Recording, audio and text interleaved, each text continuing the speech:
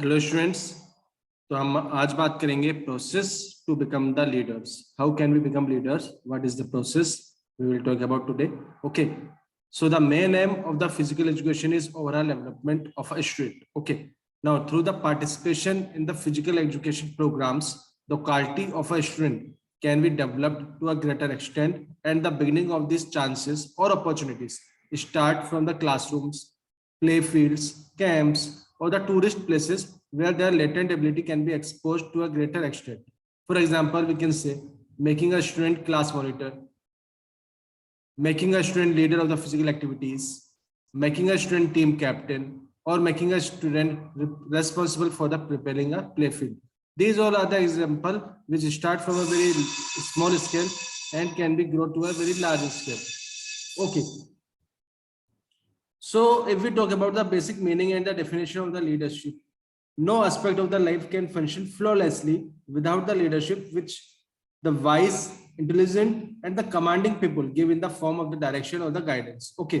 Now, all human beings are born with the certain abilities and are capable of the performing some or the other functions of the leadership in some situations, and yet we cannot be called leaders in the real sense of the term, as the leadership devotes the something extra that we do in a general manner. Okay.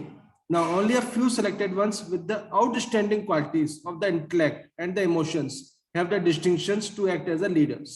Most people, in fact, are destined to be led rather than to lead. Okay. So we can say that leadership is a comprehensive term and covers all aspects of the life, like religion, education, politics, administration, literature, defense, science, sports, all terms we can include. Now, the common notion about the leadership is that the leaders are born, not made. This means that the basic qualities of the leadership, such as initiative, courage, confidence, humor, intelligence, are inborn. And many people believe that strong willpower, experience, and the training can make anyone with an intelligence a good leader. People assume leadership role in the different situations in the different ways. So a saint cannot lead a military column, nor can a teacher be an army general without the qualities, qualifications, and attributes required to perform that particular job. So the spectrum of the leadership differs from the field to field, situation to situation, activity to activity, and profession to profession. Okay.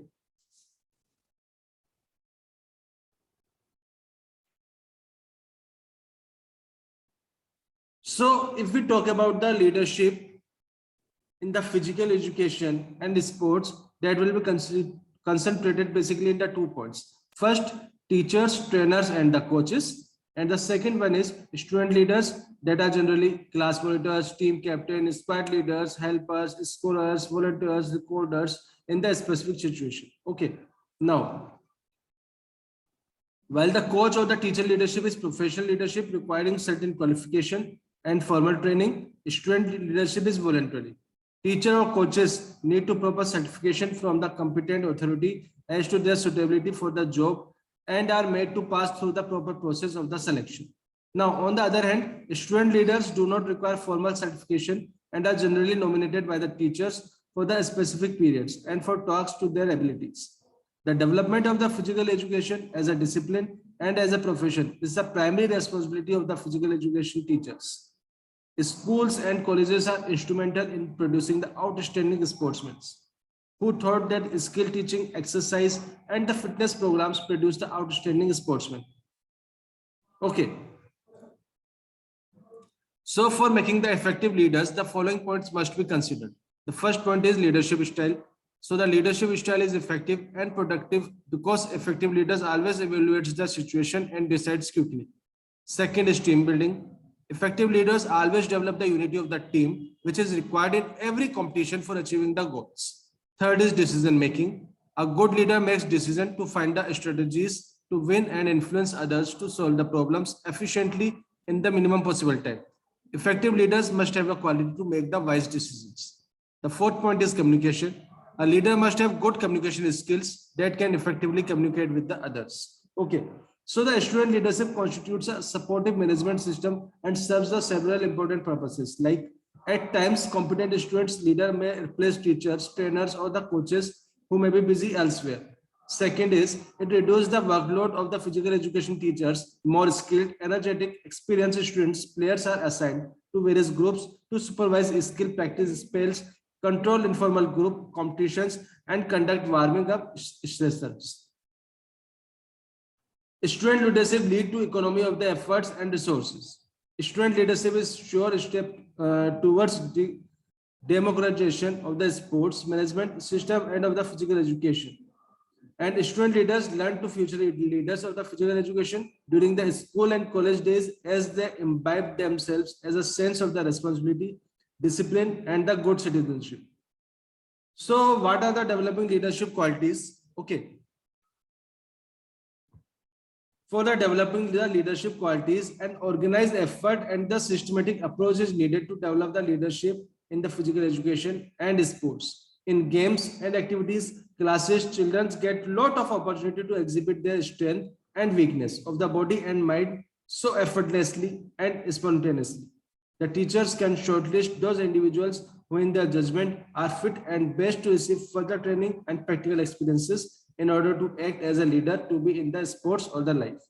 So the developing leadership qualities in children is a simple process which involves basically three major stages. The first is identification of the potential for the leadership, grooming or nurturing the talented individuals, and the last one is systematically training of the leadership. Okay. So there are there are some opportunities available to act as a leader in the sports, like manager of the team, coach of the team, official of the match, leader for warming up, demonstrator of the march drills. Okay. So if we talk about the identification of the leadership, that is the talent is more or less a subjective process in which the teachers, as far as possible, objectively options all students under the control, interacting with one another in the classroom, on and off the playfield, and in the general life situations. The vast canvas of the life affords them ample opportunities to exhibit qualities of the character and traits of the personality and get assessed for the leadership positions. Who is daring and dominating, and who is demanding, and who can take up responsibility, and who is fearful and timid, who is commanding and who is hesitant in coming to the front in the critical situations. It is easily discriminable when children are put in the action. No objective scientific criteria of identify the qualities of the leadership have as yet been developed. If it is only the observer's eye that makes this hard task somewhat easy. Okay. If we talk about the nurturing the leadership, it involves the frequent and close interaction between the identified leaders and the teachers on and off the activity, discussion on the problem situations, and extending the opportunities to the selected ones to act as a leader by turning various sittings under the protection and guidance on the teachers and seniors. This enables both the parties to understand and appreciate each other's point of view, development confidence and trust, and bring out the best in the student leaders, both in the terms of the quality and the quantity. Okay, and the last point, that will be the systematically training leadership.